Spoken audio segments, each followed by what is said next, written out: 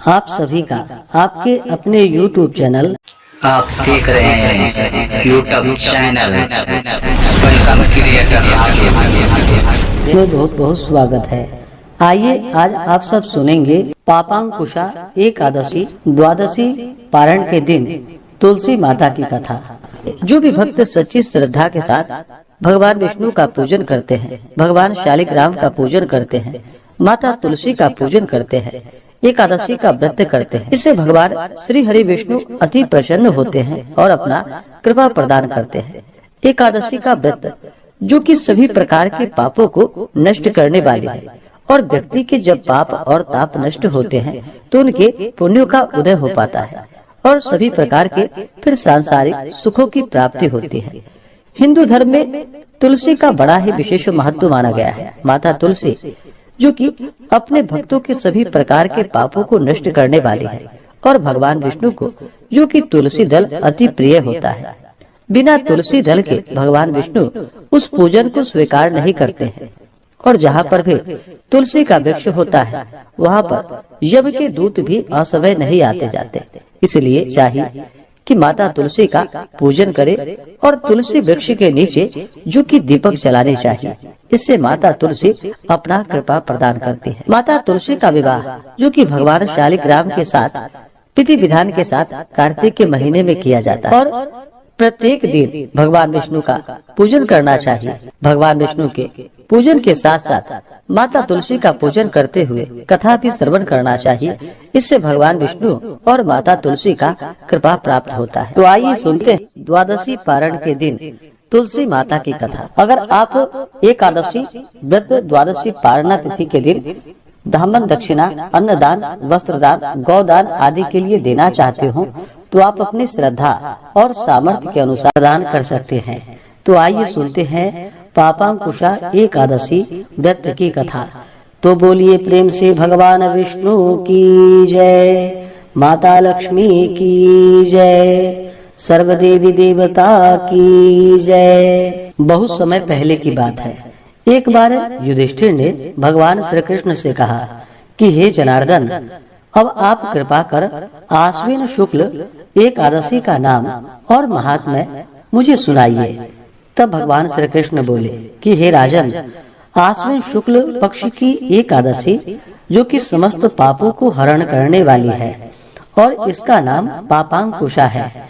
इस एकादशी के दिन सब अभिष्टों को देने वाले भगवान पद्मनाभ की पूजा होती है, जो फल अत्यंत उग्र तपस्या करने पर प्राप्त होता है वह इस एकादशी के शतांश से भी कम होता है। जो मनुष्य शार गंगाधर भगवान विष्णु की शरण में जाते हैं वह निस्संदेह ही यम यातनाओं से छूट जाते हैं। जो संयोगवश एकादशी को भूखे रह जाते हैं वे भी यम यातना से मुक्त हो जाते हैं। अगर कोई वैष्णव भगवान सदाशिव की निंदा करता है तो वे दोनों ही महान पातकी और नरक के अधिकारी होते हैं। सहस्त्रों अश्वमेध एवं राजसु यज्ञों के करने का महान फल इस एकादशी व्रत के 16वें भाग के पुण्य फल के समान भी नहीं है। इस लोक में एकादशी के समान पुण्यों का दाता अन्य कोई व्रत नहीं है। पापियों को उसी समय तक पाप समूह कष्ट देते हैं जब तक वह एकादशी व्रत करने का संकल्प नहीं करता। यह एकादशी व्रत स्वर्ग एवं मोक्ष दोनों को ही देने वाली है। इसके द्वारा आरोग्यता, सुंदर स्त्री, धन एवं धान्य की प्राप्ति होती है। इस व्रत को करने वाले मनुष्यों के पितृपक्ष के 10 कुल, मातृपक्ष के 10 कुल तथा भार्या पक्ष के 10 कुलों के पितर चतुर्भुज रूप होकर पीतांबर और वनमाला धारण कर गरुड़ पर चढ़कर विष्णु लोक को जाते हैं। आश्विन शुक्ल पक्ष की पापांकुशा एकादशी का व्रत करके मनुष्य सहज ही समस्त पाप समूहों को नष्ट करते हैं। इस एकादशी में अन्न, भूमि, धन एवं गोदान देने वाले महान फल को प्राप्त करते हैं।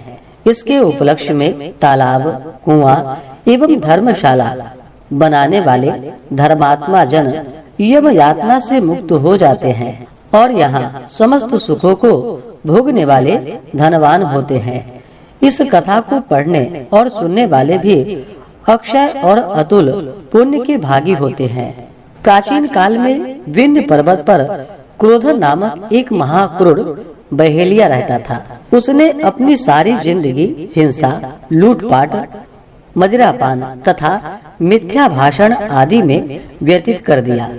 जब जीवन का अंतिम समय आया तब यमराज ने अपने दूतों को क्रोधन को लाने की आज्ञा दी। यमदूतों ने उसे बता दिया कि कल तेरा अंतिम दिन है। मृत्यु भय से भयभीत आक्रांत वह बहेलिया महर्षि अंगिरा जी के शरण में उनके आश्रम पहुंचा। महर्षि ने उसके अनुनय विनय से प्रसन्न होकर उस पर कृपा करके उसे अगले दिन आने वाली आश्विन शुक्ल पक्ष की एकादशी का विधि पूर्वक व्रत करने को कहा। इस प्रकार वह महापातकी व्याध पापांकुशा एकादशी का व्रत पूजन कर भगवान की कृपा से विष्णु लोक को गया। उधर यमदूत इस चमत्कार को देखकर हाथ मलते रह गए और बिना क्रोधन के यमलोक वापस लौट गए। इस प्रकार पाप रूपी हाथी को व्रत के पुण्य रूपी अंकुश से वेधन के कारण ही इसका नाम पापांकुशा एकादशी हुआ। इस दिन मौन रहकर भगवत स्मरण तथा पूजन करने से भगवान की विशेष कृपा प्राप्त होती है। तो बोलिए प्रेम से भगवान विष्णु की जय, माता लक्ष्मी की जय, एकादशी माता की जय, सर्वदेवी देवता की जय। जो भी भक्तजन एकादशी का व्रत धारण करने वाले हैं उन्हें एकादशी व्रत के लिए, जो कि दशमी के दिन से ही व्रत में नियमों का पालन करना चाहिए। दशमी तिथि के दिन सूर्यास्त होने से पहले ही शुद्ध और सात्विक आहार ग्रहण करनी चाहिए। दशमी के दिन चावल ग्रहण नहीं करनी चाहिए। दशमी के दिन जो कि कांसे के बर्तन में भोजन नहीं करना चाहिए। शुद्ध शाकाहारी भोजन करना चाहिए। मसूर, चना, कोदो, चावल, शाक, दूसरे के घर की खाद्य सामग्री आदि भोजन, मैथुन आदि का त्याग करना चाहिए। इस दिन इन कार्यों को नहीं करना चाहिए। रात्रि में ब्रह्मचर्य का पालन करते हुए एकादशी व्रत का स्मरण करते हुए दशमी की रात्रि सोनी चाहिए और एकादशी की सुबह उठ करके नित्य क्रियाओं से निवृत्त होकर के स्नान करके शुद्ध वस्त्र धारण करके भगवान सूर्य देव को अर्घ्य प्रदान करनी चाहिए। व्यक्ति को व्रत का संकल्प लेना चाहिए। व्रत के लिए भगवान से प्रार्थना करनी चाहिए कि हे भगवान, आज मैं पापांकुशा एकादशी का व्रत धारण करने जा रहा हूँ या करने जा रही हूँ। इस प्रकार से भगवान से प्रार्थना करें कि हमारे सभी प्रकार के पाप और ताप नष्ट हो जाए, हमें पुण्य फलों की प्राप्ति हो। आपके मन में जो भी इच्छा हो, जो भी कामना हो, वह भगवान से कहनी चाहिए। और एकादशी तिथि के दिन जो कि जुआ, दिन में निद्रा, तांबूल, दातुन, परनिंदा, चुगली, चोरी, हिंसा तथा किसी जीव को सताना, स्त्री सहवास, क्रोध, मिथ्या भाषण आदि को त्याग कर देना चाहिए। शुद्ध और सात्विकता के साथ पालन करते हुए इस दिन भगवान का सुबह और शाम के वक्त पूरे विधि विधान के साथ पूजन करना चाहिए।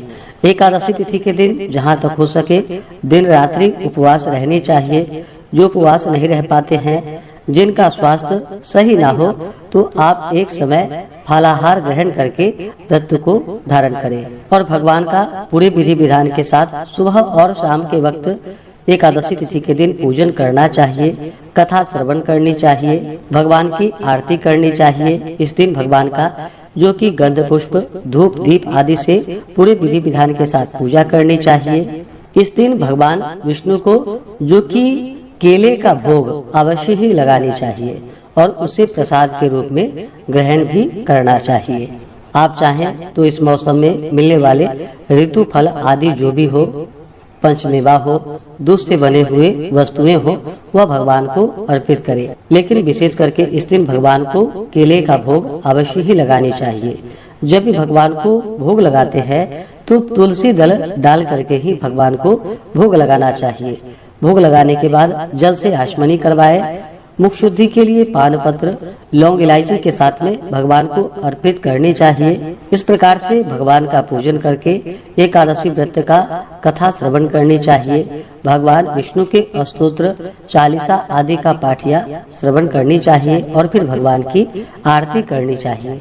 इस प्रकार से भगवान का पूजन करके एकादशी की रात्रि जहाँ तक हो सके जागरण करते हुए समय को व्यतीत करना चाहिए और द्वादशी की सुबह उठ करके स्नान करके शुद्ध वस्त्र धारण करके भगवान का पूजन और आरती कर लेनी चाहिए। इसके बाद ब्राह्मणों को भोजन करवाएं, ब्राह्मणों को दान और दक्षिणा दें और फिर समय के अनुसार व्रत का पारण करना चाहिए।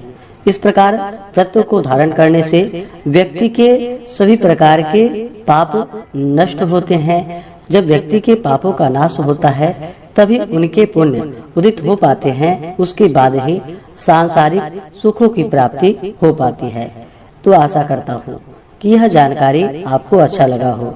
ऐसे ही ज्ञानवर्धक जानकारियाँ प्राप्त करते रहने के लिए, व्रत पूजा के बारे में जानने के लिए, कथा को सुनने के लिए चैनल पे अगर आप पहली बार आए हैं तो चैनल को लाल बटन दबा करके सब्सक्राइब करें, साथ में बेल आइकन घंटी को दबाएं ताकि आने वाली वीडियो का नोटिफिकेशन आपको समय से मिलता रहे। वीडियो को लाइक करें, शेयर करें। सुखी रहें और स्वस्थ रहें।